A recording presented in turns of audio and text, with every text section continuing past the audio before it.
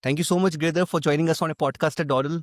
Extremely grateful that you took out time to share your insights with our audience. We Thank have you. quite a few interesting topics to discuss with you, but before we go there, would be great if you could take us through your journey so far to give a context to our audience. Well, thank you for inviting me for this podcast. And I am Giridhar. I am currently working as a senior engineering manager in Kaplan. And I started my journey as an intern in a small startup called NewScape as an intern, where I got trained in Java and some front-end technologies. And since then, the company got acquired by Cisco, and I've been in Cisco 10 years as full stack developer. And I moved to Cerner as an engineering manager briefly for a year. And then from the last 5 years, I have been in Kaplan. I joined as an engineering manager. So I was like one of the few engineers who joined Kaplan at 5 years back, and one of the few technical managers to join Kaplan on the Bangalore side. And I have been there for 5 years, building teams, working on different education technology applications, managing the teams end to end. So that's my journey for over like 16 years for now. Great, Giridhar. And we can see that, you have grown from hands-on development to leading cross-functional engineering teams across three complex industries. So Yeah. how has the definition of engineering leadership evolved for you? So when I began my career, leadership meant like being technically strong and solving problems directly. Over time, I like moved from Cisco to Cerner to Kaplan. So I realized that like true leadership is about creating conditions for others to succeed. It's less about how do I build this and more about like how do I enable my teams to build better than I ever could. So today, like I focus on clarity, context, and culture. Ensure like teams understand why we are building something, not just like what we are building. That shift from execution to enablement is what defines like a modern engineering leadership for. Got it. And how do you balance this, this engineering trifecta, which is called speed, quality, and security, especially in mission critical systems like healthcare and education? Okay. So what I believe is like the trick is not to trade it one for other, but to like automate and integrate all the three. So at Cerner, we couldn't afford downtime. So every release went through automated compliance gates. And at Kaplan, we have brought the same culture here.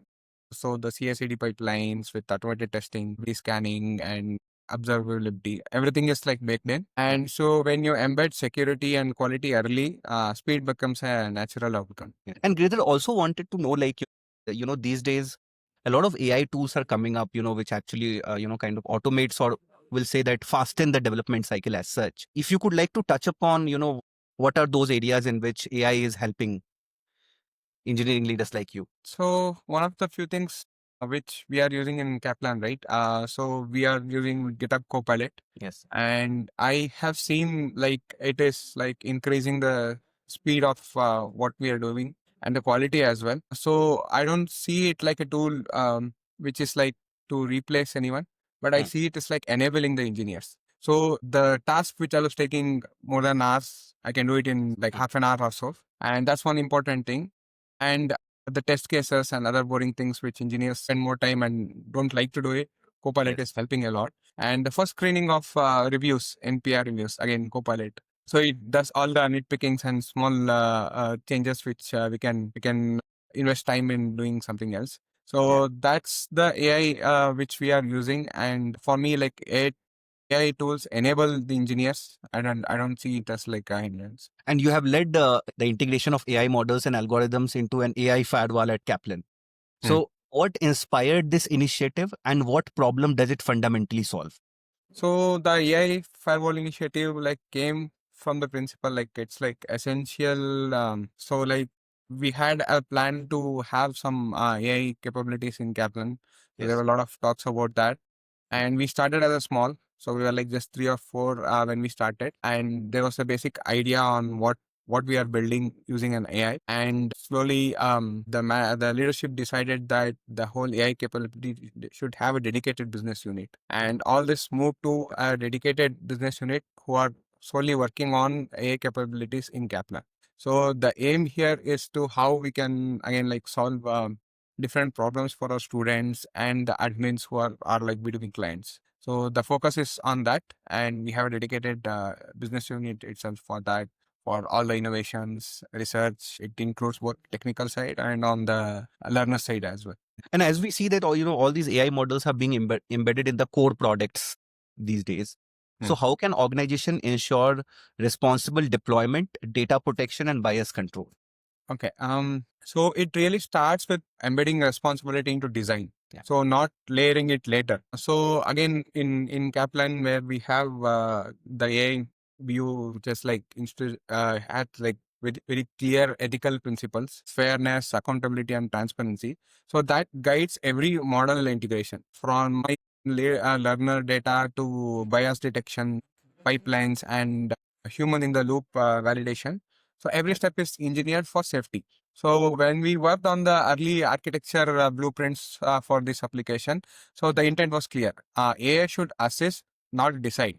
So that philosophy remains central. So this again like ensures that learners get personalized support without compromising trust or fairness and even their sensitive data. If you could explain our audience in very layman terms, like, what architectural or design principles are critical to make AI infrastructure scalable and secure? Sure.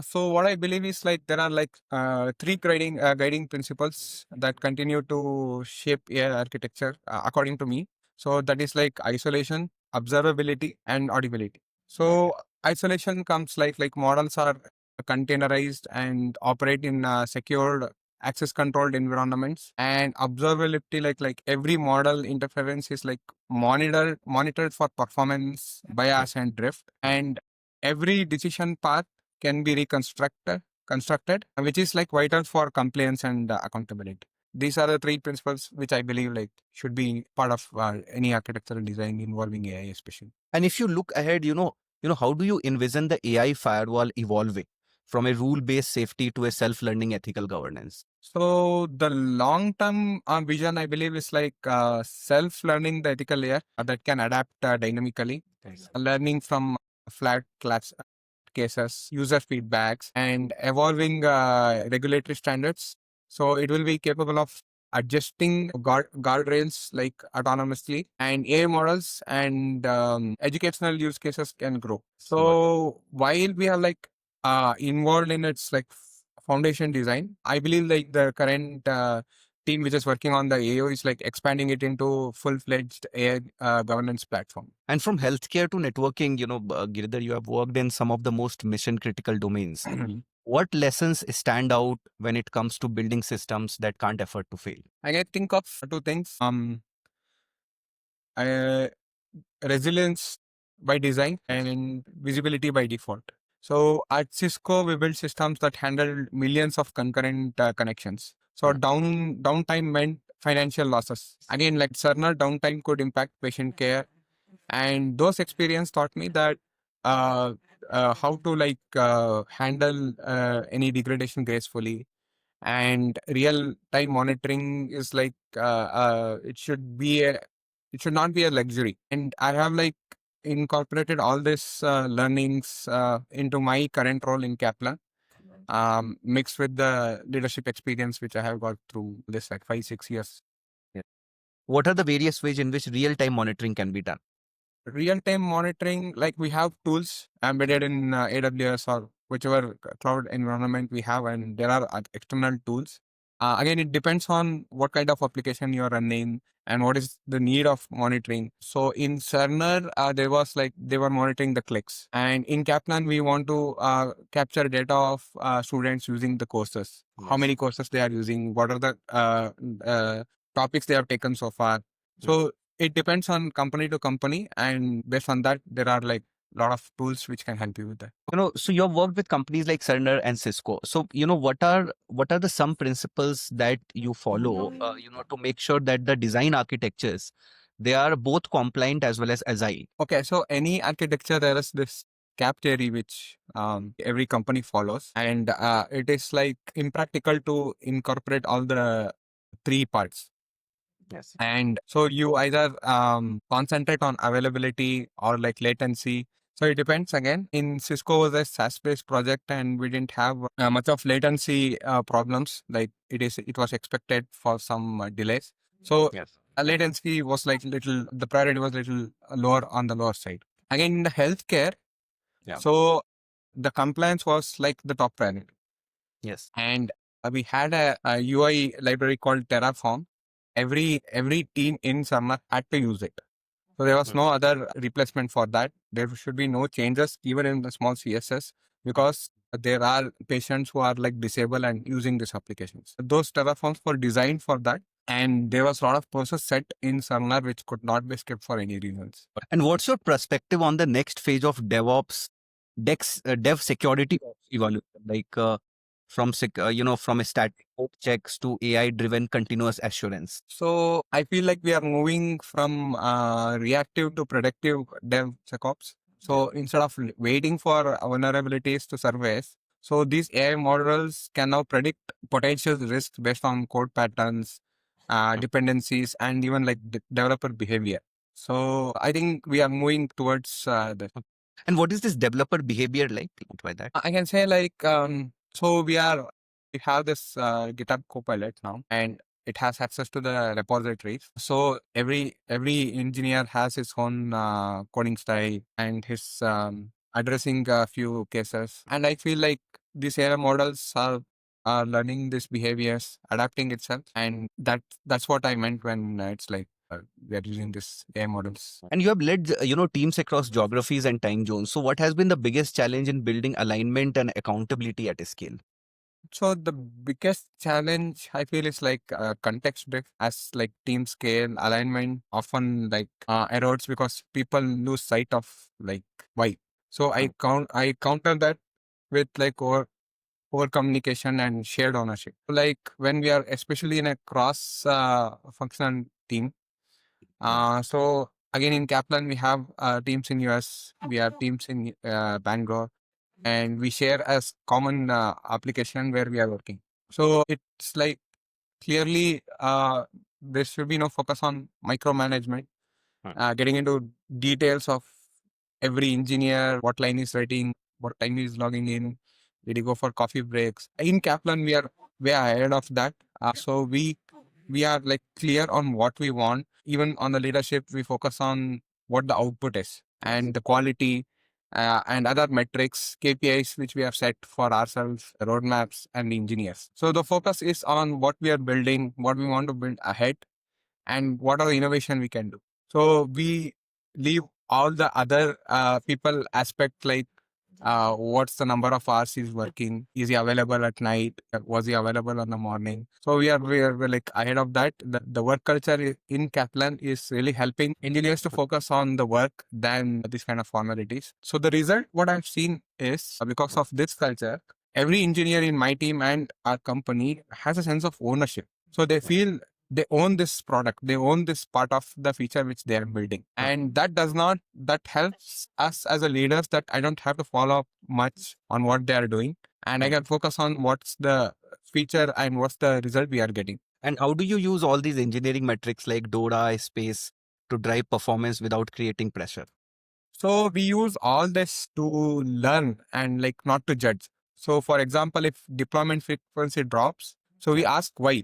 So is it tooling, process, or like the motivation? So at Kaplan, again, these metrics drive conversations around improvement Hmm. and not as like performance ratings. The focus is on like building a sustainable velocity, not forced speed. That's what we believe. And as you say, you see, Giridhar, like, a lot of AI tools are entering into the coding, testing, and deployment, kind of things. So how do you see human creativity coexisting with machine efficiency? Okay, good question. As I told you earlier, AI can accelerate work, but creativity remains with humans. So, tools like AI code assistants can generate snippets, suggest tests, or like optimize your queries. But knowing what problem to solve and why still needs. If I talk about Kaplan, like we view AI as an amplifier, not as like replacement. So the best results come from a human empathy and machine precision work together. And what are the new skills or leadership behaviors, will define successful engineering heads as AI becomes a new co-pilot for engineers? First, I would say empathy. Empathy towards right set of engineers. That's what like I learned recently. Adaptability. and systems thinking. Adaptability, we know that the technologies we learn today is obsolete in a year or so. So how fast we can adapt, how quickly we can learn, and there's my one of my leaders often tells that even unlearning is a skill. So we have to unlearn what we did before and which didn't work. So we unlearn and adapt soon, learn sooner, and systems thinking is like what I feel is like what's the so like the tomorrow's leaders must understand not just technology and how technology affects people. So they'll need to guide teams through ambiguity, like make efficient trade-offs, and should be responsible for integrating AI responsibly. Got it. And also, talking about AI ethics, like how can organization create guardrails for AI ethics while still fostering experimentation and innovation? I feel like we have to set clear principles, fairness, accountability, privacy, and like we have to enforce them with automation and review processes. Yeah. So, but within that framework, we encourage exploration. So that's what again, like we make sure in Kaplan that while we are using AI, we are not exposing any sensitive data. We are following all the policies carefully, and we are like responsibly using UI. That's the main thing. Yes. And as leaders, we make sure that our teams are using effectively and responsibly. Would you also like to take a few examples of, in which AI has helped the entire development process as such? Some use cases, if you'd want to take, like without naming the product or company as such, like. In my recent experience, I think like few migrations, Copilot helped us a lot. So we were able to migrate from one kind of library to another very quickly. Managing that was very helpful. And again, test cases, everyday work which engineers do, they are like promptly using this Copilot. That's mainly what I can talk about my team. Yes. But there are other use cases. And what about DevOps, like CI/CD pipeline? This automation is also. Yeah, I don't think we are like still, we have started using AI in that space. We have set procedures there, and we need to explore, but not by disturbing what we have. So that needs to be more careful when it comes to AI. Yes. And Giridhar, also one dicey question is that what are the risks that you see, associated with more and more use of AI inside development process? More AI means the trade-off is like the engineers depend more for answers. Maybe their skills of thinking analytically or like problem solving might reduce because like as engineer, I know there's a Copilot helping me and exploring innovation might get hit. But as of now, AI is like more on productivity for us. So it's helping. We are happy. Yet to experience the ill effects of AI. So I can't predict now. And Giridhar, one of the things that is now talked about a lot is that the co-working of tech team, marketing team, and sales team. Like all the three teams have to work together. So have you started seeing such kind of things happening where a marketing guy is sitting in the product meetings or with the tech teams or a salesperson talking? Has it started happening? So we have a lot of interaction with the product team, and product team in turn has a lot of interaction with the stakeholders and marketing team. And product team understands the students and the universities better than us, so they are more involved. And in our case, all our students and admins are in US. Very rarely we get involved from here, but they do a great job. So they get the right requirements, priorities to the table, and we work with the product owners mainly. But I've not seen everyone involved in the same room discussing some problems. Maybe And in what the is the roadmap. biggest Yes, and what is the biggest happiness for an engineering leader? Is it building the product or is it seeing customers using it? It's both. So when you're building a product, again, like we have the sense of ownership that we feel this is our product. We don't feel in Kaplan that we are building something for the company.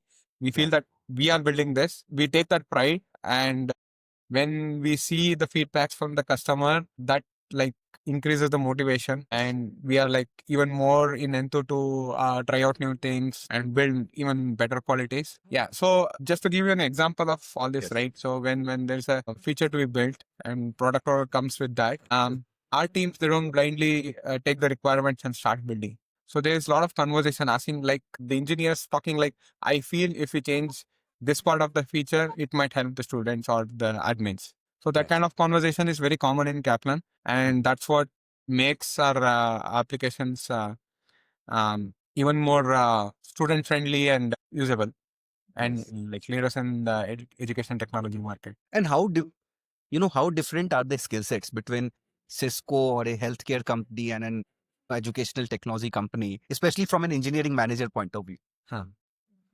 Technology remains same in Cisco and Cerner. In Cisco, we were using Java, and in Cerner, it was Ruby and Rails. And here we are using Node.js, GraphQL, others. And in front end, we are using React.js here. So what I believe is the underlying logic you use, the editing skills, problem solving skills remain same. Only the programming language keeps changing.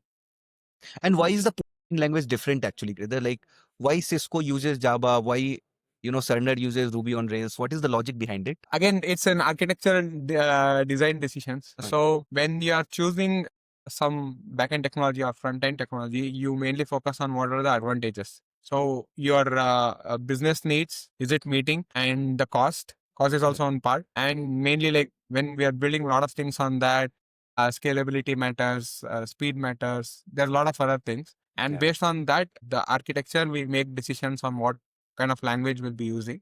Again, on that, the teams are built. And is the cost of talent also decides that which technology are we using? Like I feel accessibility or it's all cost. same. If you are a backend developer in any technology, the cost would be same. And at the last, like to if you have to leave one message for all the emerging engineering managers, what will be your single biggest learning about building both products and people? Okay, I would say like build people and they'll build great products for you.